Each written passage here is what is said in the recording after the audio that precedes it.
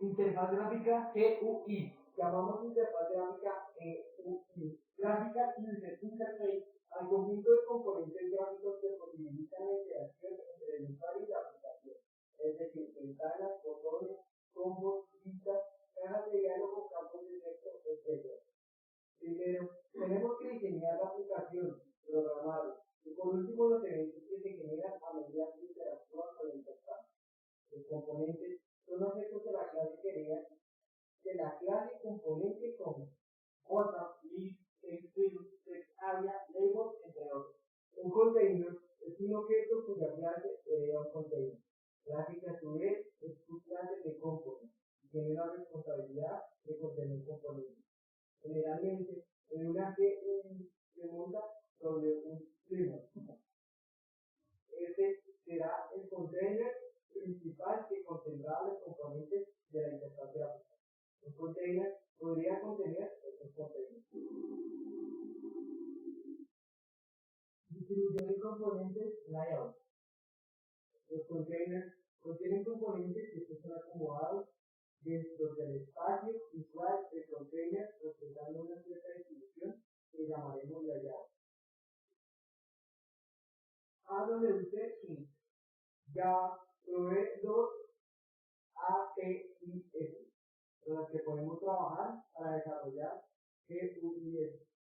La más básica es AWT, la más desarrollada se hace con King, las cuales son identificables ya que comienzan todas por dos. Por ejemplo, Diffusion, Differential, Different Area, Different son clases de King. Todo el manejo de eventos y layout es exactamente el mismo para AWT y King. Distribuciones relativas. Los layouts determinan el criterio con el que van a distribuir los componentes dentro del container. Row layout. Distribuye los componentes a un lado del otro en la parte superior del container. Por defecto, provee una alineación central, pero también puede alinearse a la izquierda o a la derecha. Border layout. Divide el espacio del container en 5 regiones: North, South, East, West y Center. Admite un único componente por región. Grid layout.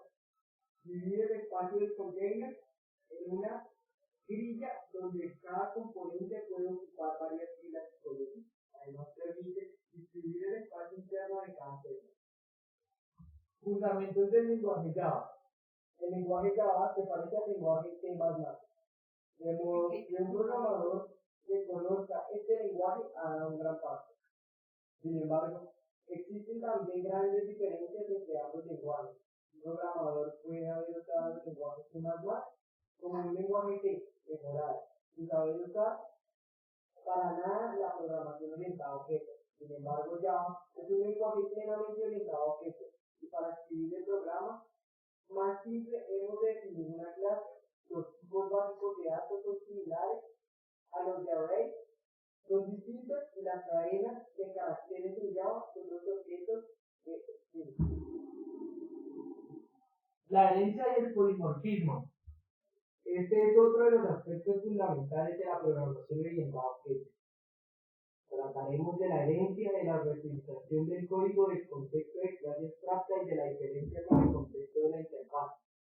El significado del polimorfismo y del enlace dinámico. Aprenderemos que todas las clases en Java descienden de la clase base, Object, que proporciona una funcionalidad mínima, la utilidad de las clases y el elemento final.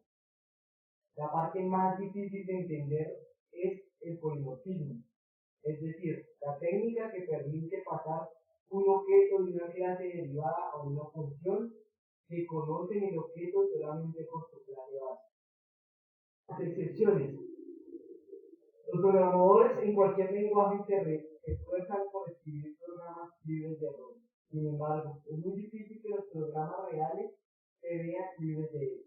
Aunque el lenguaje Java es muy robusto, existen situaciones que pueden provocar un fallo en el programa. Estas situaciones